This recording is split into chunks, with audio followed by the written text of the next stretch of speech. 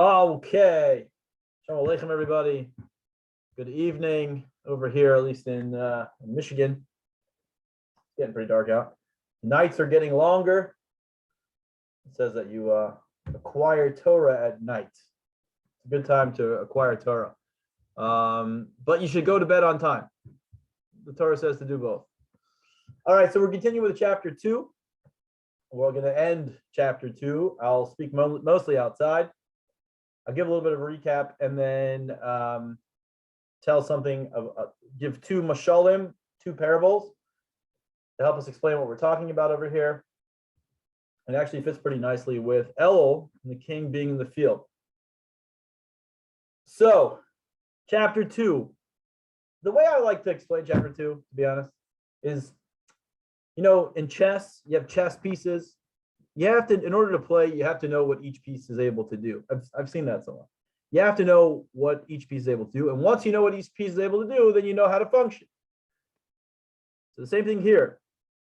We have the godly soul and we have the animal soul. We know that the godly soul is trying to influence the animal soul, like we spoke about many times.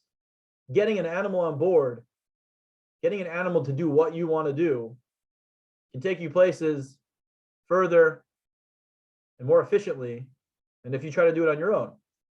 God gave us an animal soul, and we know that is the natural. He didn't give us. That is the natural soul.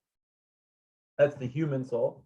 The godly element, the second soul that came in, which fully comes in when you're 12 if you're a girl, 13 if you're a boy.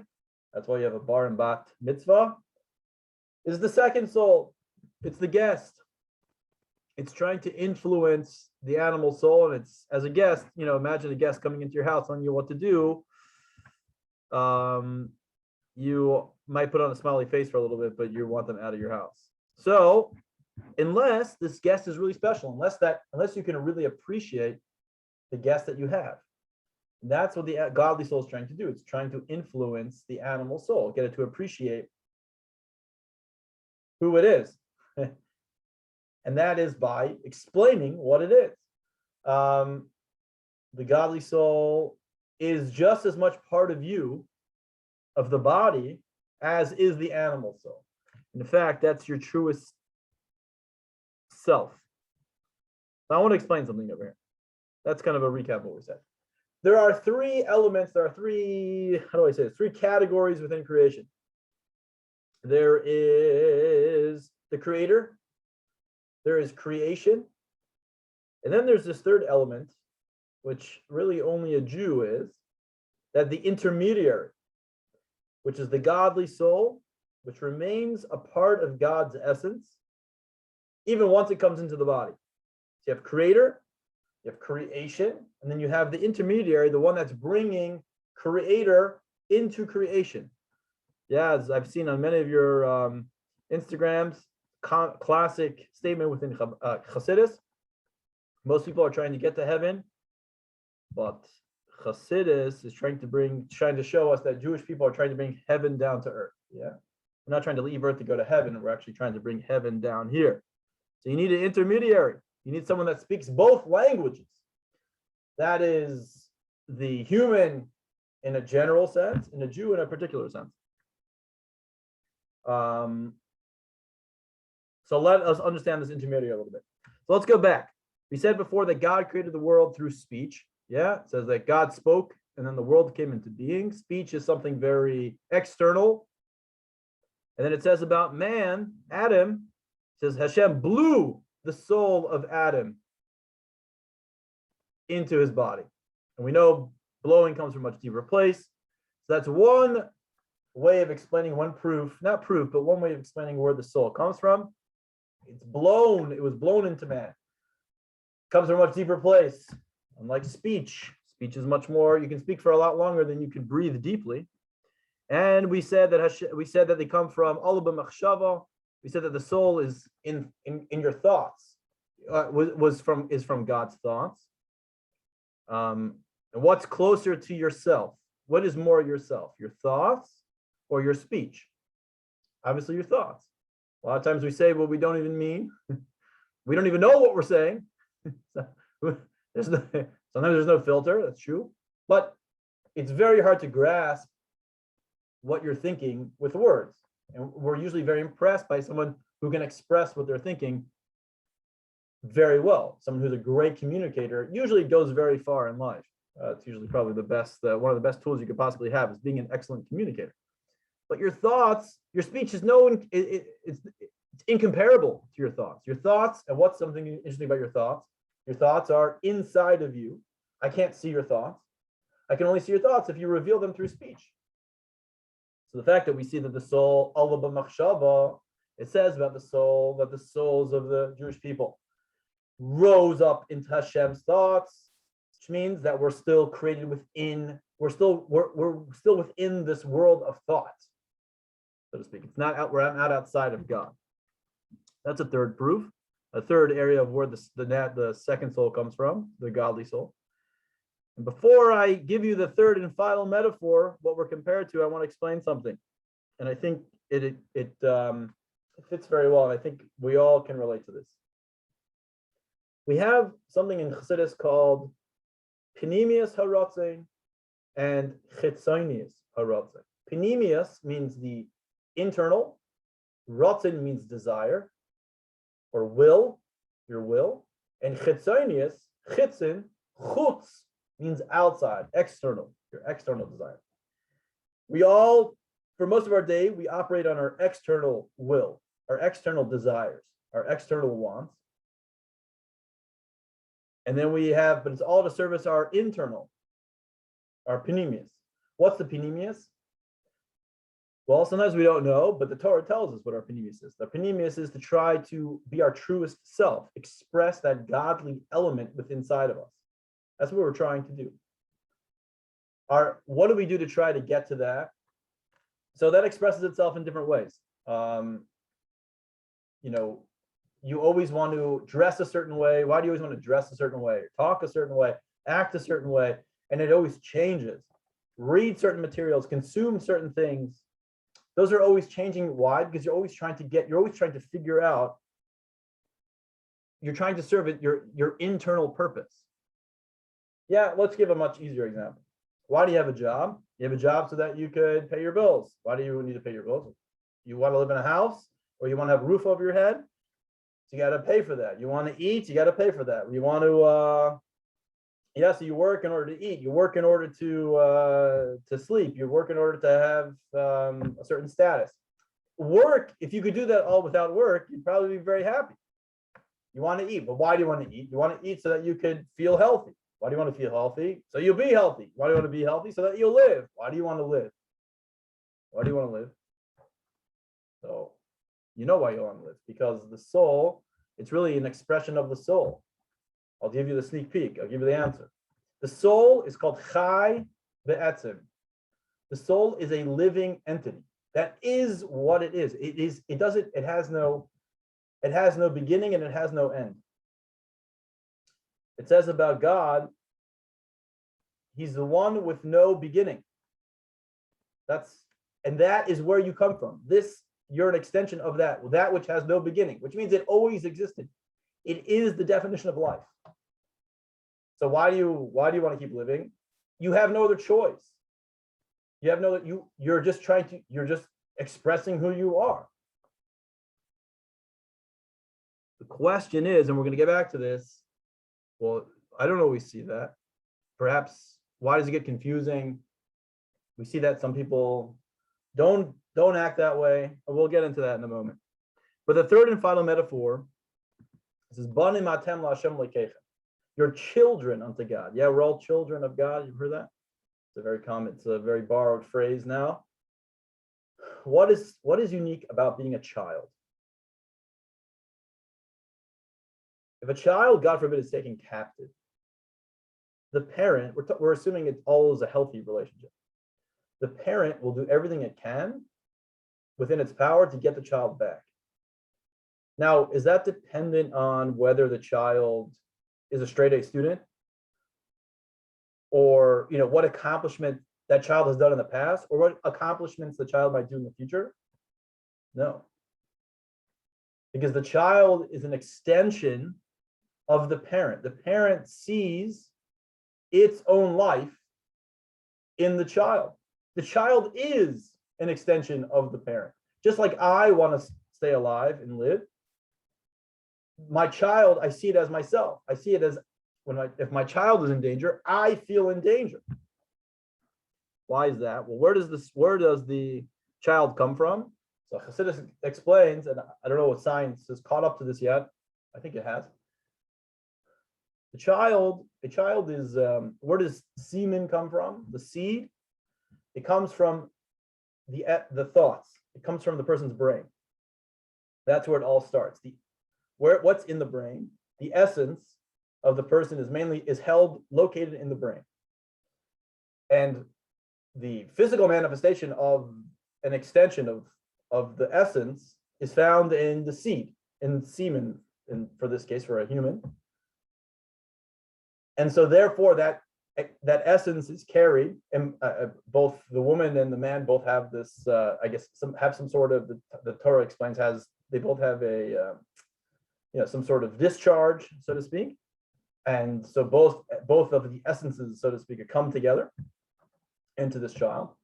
And so therefore, literally, the child is an extension of the essence of the parent. Now, it has its own, it begins, when you start mixing in different molecules and different, start experimenting, so to speak, you start mixing in different,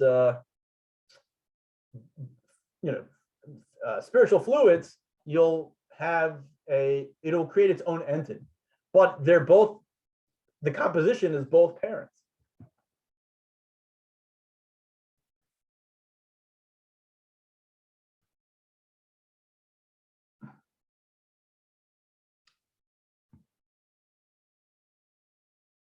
That is the explanation of why we're called children. Why is the second soul called a child to God? Because it comes from why does the Torah repeat that very often? Trying to express to you that it's nothing more than an extension. The deepest part of what the soul is an extension of God, an extension of God's essence. The question is, how covered over is that expression? Yeah, we said before that we have something called the panemius harotzen. We have this internal desire to express our truest self. That's what we're trying to do. And then, in fact, that's probably why most of you are here. Why are you exploring? Why you're learning this? Because you're trying to figure out, who am I? There's something, I'm dissatisfied with everything I've experienced up until now, or it's left me, it's only gone so far. There's got to be a deeper, I'm searching even deeper. What happens is, it gets covered over. It can get covered over, and it gets covered over by klipa. Klipa, like we said, is a shell. A shell is something which covers over the main substance, the main entity. Now, it might not be, sometimes it's the shell is not so thick, and sometimes the shell is very thick, and it's done by design. One time there was a chassid of Chabad, a Lubavitcher chassid, of the Frierdiker Rebbe, of the previous Rebbe. And he went to, I believe it was Rabbi Posner, he went to Tennessee, became a shliach in Tennessee, a Chabad rabbi in Tennessee, in Nashville. He just recently passed away. And somebody asked him while he was there, when he first arrived, what's your job over here? What are you doing? So he said, every Jew is like a Sefer Torah. Is like a Torah, parchment of Torah. Once in a while, the letters of the Torah become cracked, or they become a little bit diminished, or they need a fixing. So I go in and I fill in the ink, and I restore the letter. When he repeated this story to the previous Rebbe said, I appreciate the story, but it's incorrect. A Jew and his soul are like the luchos, are like the tablets that Moshe came down with. The letters were carved into the stone. The letters and the stone were one entity. The only thing, unlike your example, where the ink and the parchment are not two opposite, they're two separate entities. trying to come as one. Yeah, and eventually that one entity could become chipped or cracked. So the thing with the luchais is they can never become chipped or cracked. All that happens is the dirt can fill into that little crevice and cover over what's really going on, what's really underneath.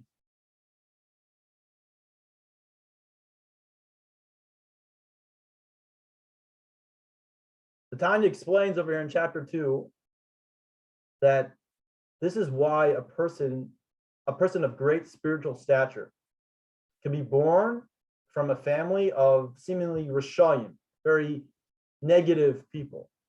Yeah, it says about Rebecca, who married Yitzchak. She was like a thorn, a rose amongst the thorns. That her family, she came from Laban, who was a horrible guy. Her mother was terrible. Her siblings were worse than the father. Her uncles were terrible. But they produced such a great, how could they produce such a tzaddikus? I mean, a tzaddik gemoris, a tzaddikus gemor, the perfect tzaddik. And why would Abraham tell his servant Eliezer to go find someone from this family? Eliezer couldn't really understand it first. Eliezer thought it would be best. Eliezer really wanted a daughter, his own daughter, to marry Yitzchak, Isaac, the son of Abraham. But Abraham said, no, I need you to go. I can't, not from this family. I appreciate your offer, but I need it from that family. And it was hard for Eliezer did what he was told, but it was hard for him to understand. He's like, look at this family. It's like a horrible family. You know about this family. This is a terrible family. That's because they might have been terrible. In other words, they might have acted terrible, but because their essence was still connected the way it was, Abraham knew that they were going to produce, they had the ability to produce such a child who wouldn't be so covered over, that would come into this world unaffected, which fits very well with the end of chapter 2 in Tanya. That there's something called a tzaddik. And I promise you, I cannot relate to this. And I don't think any of you will be able to, perhaps. If you can, please tell me. What's unique about a tzaddik is the tzaddik's neshama, unlike our neshamas, our souls, when it comes into this world, we become more and more physical as we go through the worlds, as we travel through the worlds. There are 4 worlds, right? There's Atzilus, Bria, Yetzirah, and Asiya. We live in the world of Asiya, that it becomes more and more physical, so to speak, more and more materialistic, until you get to this ultimate world, the lowest world over here, the world of Asiya, where everything is physical, everything seems like a separate entity, where Klippa completely covers over every single thing, and our job is to reveal that which is hidden. So that's why we get covered over a little bit. A tzaddik's neshama never gets covered over. It comes into this world exactly the way it was in Shemayim. Comes into a body in heaven. It comes into a body, but he doesn't see, or she, depends, depends who. Especially the leader of the generation. Every generation, says the Gemara, every generation has a leader, a Nasi Ador. Like Moses, there's the Moses, it's called the Ishpastusa de Moshe. There's an extension of Moshe in every single generation. They see the world from Atzilus. They see the world in its spiritual sense.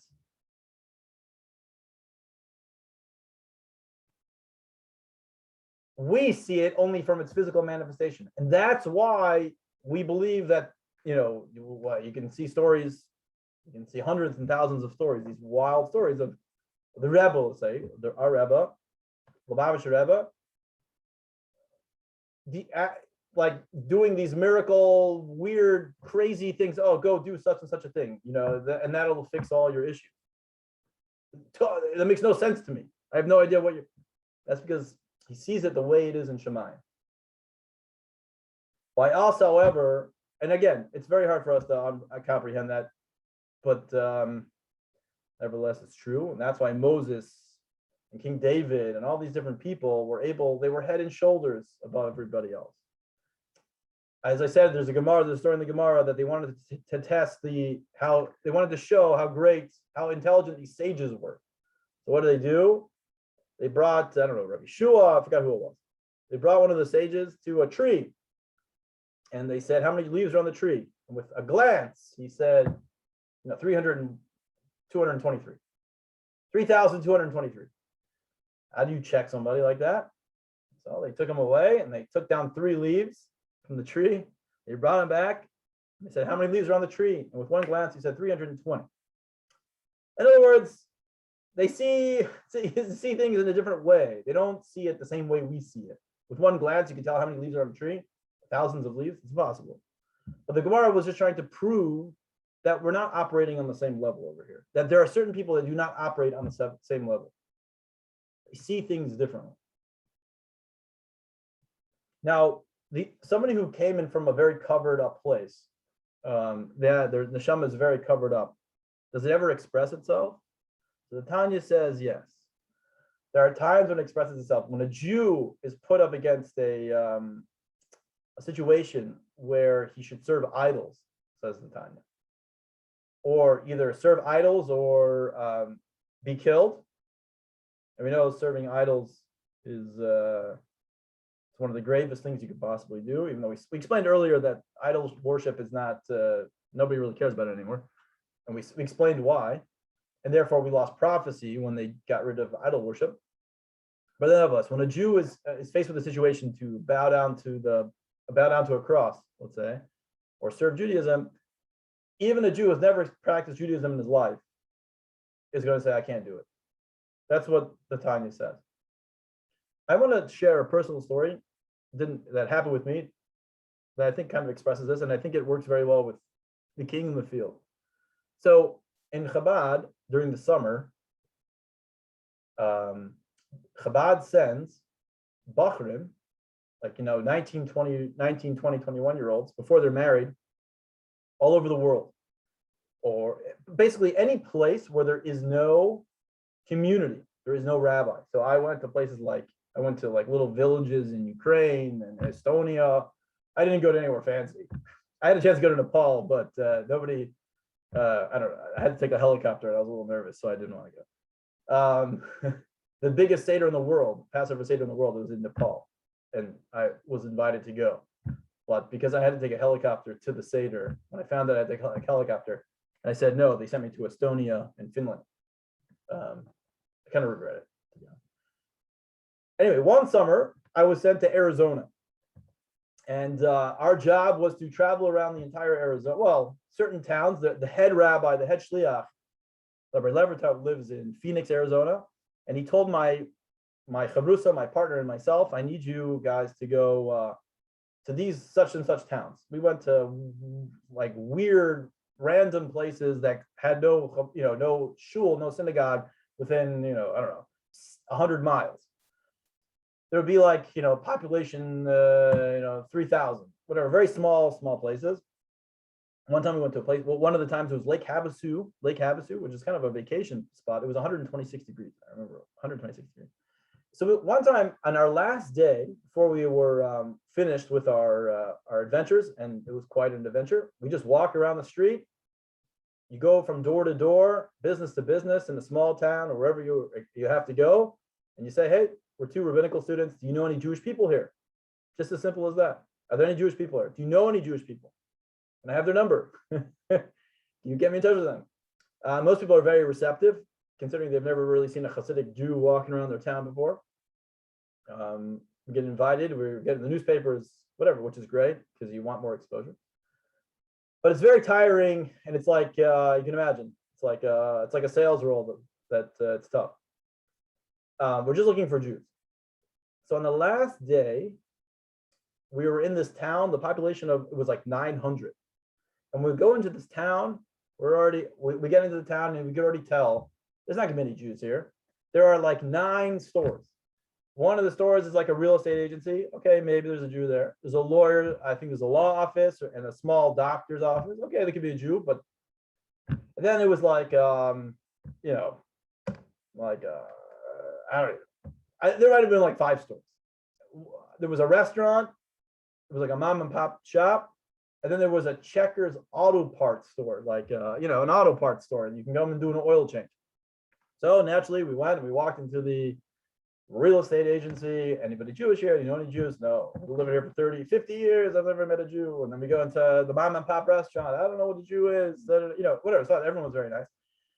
We go into all the stores, all the places. And the last place was this auto parts store. And we're like, for sure there's not going to be a Jew there. In the middle of nowhere, in the middle of town, in the auto parts, the Jews, they don't even, not so good with their hands, But we already had one foot out the door. We were expecting to leave. So I was like, okay, let's just go. And so we go in, and I go to the guy at the counter, and it looks like a Pep Boys.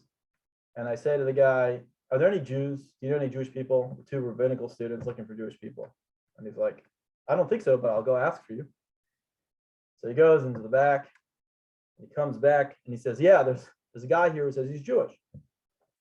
So immediately I'm like, okay, we met a lot of people who claim they were Jewish, a lot of Messianic Jews. And then I asked them if their mother's Jewish, and my mother's not Jewish, that they're not Jewish. So I thought maybe it would be one of these, somebody who thinks they're Jewish and they just act Jewish and therefore, but they have no intentions of converting or anything like that.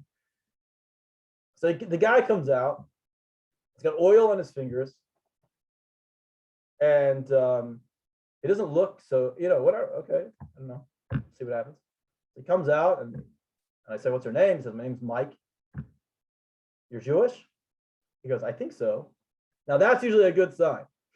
When the person says, I don't know, I think so, that's usually, okay, that's interesting. Why do you say that? He goes, well, I can tell you, when I was younger, when I was very, very young, I remember going to synagogue with my parents. And we did we did Hanukkah in the house. We had a Passover Seder. He's like, but it's all bits and pieces. He goes, but what happened was when I was 5 years old, my father passed away. And my mother, a year later, remarried somebody. And she told us, we're not Jewish anymore. We're now Christian. And you can't forget being Jewish. You're not Jewish. And we're never going to talk about Judaism again. Because I remember that distinctly. And I remember not thinking anything of it. And that was it. I never spoke of my Judaism again.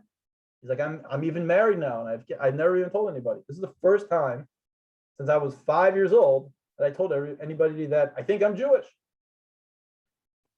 So now in the Chabad world, this is like a story that is in a book. You read about it, you're never sure if it really happens. But my chavrusa and I, my partner and I, look at each other, we're like, oh my gosh, this guy is for sure, he's Jewish. And this is an unbelievable moment. We're about to reconnect him.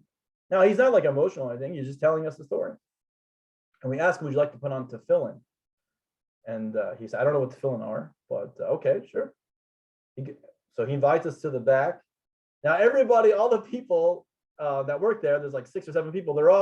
Nobody's working on any cars at the moment. They're all watching us. And they're watching him, and he's watching us. He's curious himself.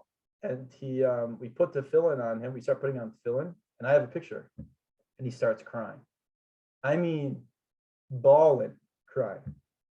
And I remember him crying and saying, he said, I don't even know why I'm crying. I have no idea. He goes, there's just something about this that is so relieving. It's so, I forgot the exact word, this was so liberating. And he couldn't stop. And now in the Chabad world, when you're doing these trips, you bring mezuzahs, because sometimes we'll meet a Jewish store owner and doesn't have a mezuzah on the store, so we'll put a mezuzah. We'll get sent to people's homes. We'll put a mezuzah. We'll say, would you like to, you can buy a mezuzah, or we'll just give them a mezuzah and we'll put it on their door. Books. We always had books. Always Toward a Meaningful Life from Simon Jacobson. If you haven't read it, that's another go-to book. This is the last day. We're going back to Phoenix. We give them all the books. We give them all the mezuzah, hundreds of dollars worth of stuff. And he goes, I can't believe I feel this way. And what flashed in our minds was this parak of Tanya, that it just became so covered over, but it's never gone. It's never gone because that soul is always looking to express itself at all times. And there are times when you lose sight of the mission, or you're not even aware of the mission, and you lose sight of the mission, things get covered over. You don't even, your internal desires, you get caught up in the external desires. Very often we get caught up in the external desires. And sometimes we just snap. We're just like, what am I doing here? Because we forgot the internal desire. What's the ultimate desire? The ultimate desire is we want to express ourselves. We want to express our deepest self. I don't even know who I am. The most, that sometimes you go through that identity crisis. That's what the Tanya is trying to teach here in chapter 2. This is the core of who you are. And I want to end with this story that there's a chassid, his name is Reb Mendel Futterfass. He spent 20 years, 13 years or 16 years in the Russian Gulag. Didn't do anything wrong. He spread Judaism during communist Russia. It was a big no-no. So he got like 20 years for that. So one day in the Gulag, they had a talent show. And the highlight of the show was to be a tightrope walker, a once great tightrope walker. He's a prisoner now. I don't know what he did. And it was very high up, and it was suspended between, this rope. He had no harness, no nothing, and it was very high up, and between two buildings. And he walks across and turns around and he walks back, and the people go crazy. It was amazing. And Reb Mendel says it was incredible to see a guy do that. When he comes back down, Reb Mendel asked him, tell me, what's the most difficult part of that trick? And the man said, was it the walking across or the coming back? He goes, no. The most difficult part of that trick is when I have to turn around. Why? Because all the while I'm walking, I can always see my goal in front of me. My goal is the other pole. And the same thing when I walk back. As soon as I see my pole and I'm able to find it. When I'm turning around, I take my mind, I'm in no man's land. I don't see my goal anymore. I forget where am I trying to go? So all that while I'm turning around, it's very nerve-wracking. And you lose your balance. But if you just keep moving forward, I just keep turning until I find where I plant my foot, and then it gets back in the vision, my goal, and I'm able to walk. Mendel said this is the metaphor, this is the story of our lives, basically, that this is how a person gets lost, that if they lose track of their goal, what is their goal in life? Who are they? Once you know who you are and where you're trying to go, life can throw whatever it wants at you. You're able to persevere. You know where you're still trying to trek through, what you're trying to trek through, where you're trying to go. And that's what the chapter 2 is trying to establish over here. This is who you are at your core. And we're going to learn more in depth how it expresses itself, how it operates. We're going to get into, it expresses itself in 10 ways, as 10 tools through which it expresses itself. And then how it utilizes the body. And then really we're trying to get to is, when is the animal soul taking over the body? And when is the godly soul taking over the body? So that I know I have to go back and put my goal back into effort. I know that I'm not acting to my truest self. Now I know what I need to do, and now I can go back to what's the right way. What am I supposed to do? So that's the end of chapter 2. So in chapter 2, we get to know that there are certain people in this world that God created. Barasa, that Hashem created few tzaddikim in this world, and those tzaddikim are the ones that they look at the world in a different way, and their goal is to teach you how to act in your generation, how to maneuver, and how to navigate your specific generation or our specific generation, and what are challenges and what are ways to overcome them. How to see that everything in this world in our generation can be used in the service of Hashem. And so therefore you're always able to stay on track. That's the goal. Now, I'm not saying I'm perfect at this by any stretch of the means. It's a lifelong struggle. But does anybody have any questions? Was I on mute the whole time? The Peneus? Panemius, yeah. Panemi. Yeah, Panemius. Good. What does that mean again? Panemius means internal. Internal. It shares a root word with panai, which is face. Face. Your face is the place. Why do I talk to your face? Because that's where the panemius, the most internal part of you, is expressed. So the shorish is face. Yeah, pana. Yeah. But panemi, it means inward. But yeah, it shares the root. It shares the root letters of panai, which is face, exactly. And how do you say that word again? Panemius. Well, so if you go to modern Hebrew, if you go to like Israel, they say panemiut, panemiut, Panemiut. panemiut. If you're Ashkenazi, you say panemius. Okay. Panemiut. And then chitzoniut or chitzonius. A chitzon, chutz, means outside. That's the short. External. External. So Okay. you'll say, one of the worst things you can tell a chassid, a chassidic Jew, is that you're a chitzon, that you're like you're very shallow. A chitzonius. You're very like external. Yeah. As opposed to panemius. Yeah. Can I make a suggestion for Yeah. the classes for like especially Tanya, because the beginning of Tanya chapters are very you need a deep understanding of the vocabulary, Yeah. because when we start getting into deeper chapters, it's going to be throwing a lot of vocabulary out, and you got to have that basis. Could you possibly maybe like do a Word document or something? Yeah, like a word bank. That's a great idea. That's a very good idea. Glossary. That is a great idea. Yeah. I do have an education or a degree in education, but I don't use it that much. Yes, that is a really good idea. What are like the main words of this chapter? That's a really good, and then their translations. Great idea. Yeah. Yes. Beautiful. Thank you. All right. Cool. Thanks, Rabbi. Anybody have any questions? Anybody else? All right. Okay, guys, we'll start with chapter 3. Pick up with chapter 3 tomorrow. Rabbi Schneer is going to be dealing with a 4-week series on the Moedim, on the holidays. So we'll start with El, move into Rosh Hashanah, Yom Kippur, Sukkot, Simchas Torah. So that'll be a 4-week series. And then for Wednesday night will be Marty, Mordechai Goodman, Reb Mordechai Goodman. I don't know what the class is on, but all right. See you tomorrow. Well, I will not see you tomorrow at noon, but Rabbi Schneer will. Be well.